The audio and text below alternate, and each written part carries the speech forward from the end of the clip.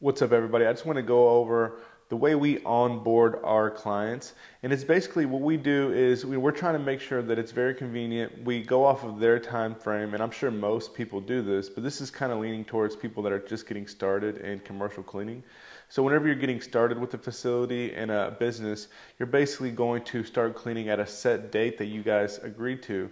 And normally it's a month out. Normally if they have a cleaning company, they have to give them some time to leave their current company or maintenance business. So once you get in the door, you have about a good 2 weeks to a month to be ready to get started right away. And then from there, the first impression is key. So you want to make sure you have everything ready to go for that day that you're starting, all your equipment.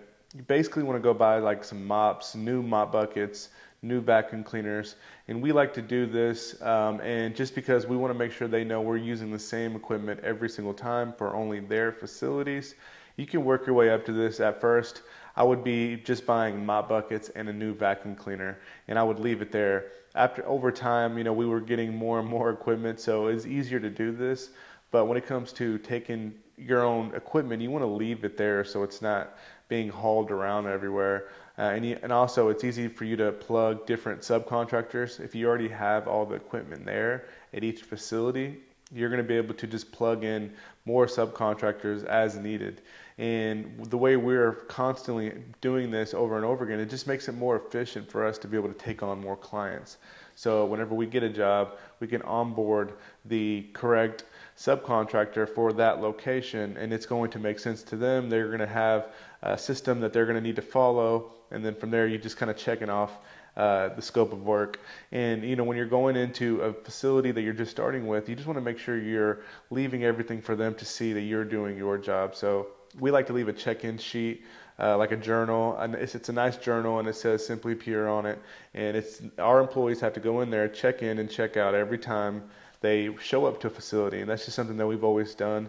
And it's just an easy way to figure out who's getting there and when, and you can't really get away from that. If you're not showing up, it's definitely going to show in that spreadsheet or in the sign-in sheet. So the way we having our subs check in is the first few times we're going to be at every facility, the first few cleans, because we want to make sure they have the keys. But from there, we're actually going to let them start overseeing it. The more and more we're comfortable with them being there by themselves without checking their work, because sometimes we will leave and we'll come back to check their work before the next business day, and we'll have one designated manager. And this is something that I hired out after a good 10 contracts. I found somebody that was willing to go check the facilities after they were cleaned, so that way I don't have to stay there the whole time or leave in the middle of the night to go make sure the job's done. I would find people in the area that would go check the facilities for me. Normally it was family, friends, somebody that I knew.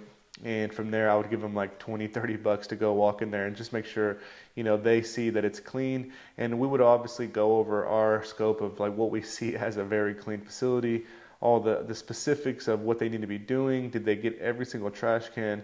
And my friends, family, people that I partnered up with in the community, sometimes it would just be subcontractors that we have and grew relationships with, and they would basically check those high risk clients that we just brought on.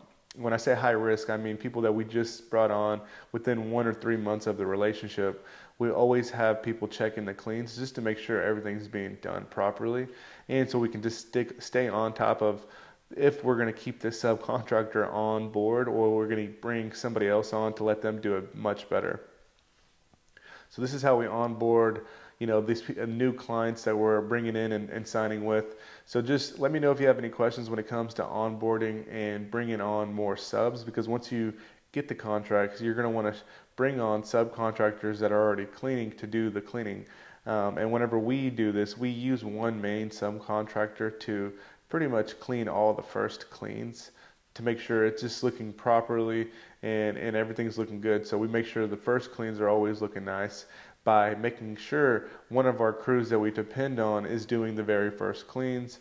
And obviously we're still going to check the facility, but at the end of the day, it just leaves less of a risk if we're giving the first clean, which is a deep clean, to a crew that we know is going to do a good job. And that'll leave us a good first impression. And then from there, it's all about just plugging in the next subcontractor that's going to do the same job, but they're just going to maintain what's already been done. So this is an easy process. once you get through, the first 2-3 months and you don't get any complaints, normally you have a good client and you're going to be with them for a good long time. So just keep up the monitoring. After 3-4 months, we would send somebody still in there every other week, maybe like twice a month. Someone that goes in there and makes sure that they're doing the cleans properly. So always make sure to ask your clients for 2 keys, so that way you have a spare for you or your field manager that can go in and check the cleans periodically. And I never give a heads up. I would always go randomly, so that way we can make sure that they're always doing the right things and they don't know when we're going to come check, so they can do a very good clean to impress us. We want to make sure that we're coming in randomly. So yeah, let me know if you have any questions on the onboarding part. We start invoicing everybody at the very beginning of the following month. So next month, you would do the whole month and you would bill them at the first of the month.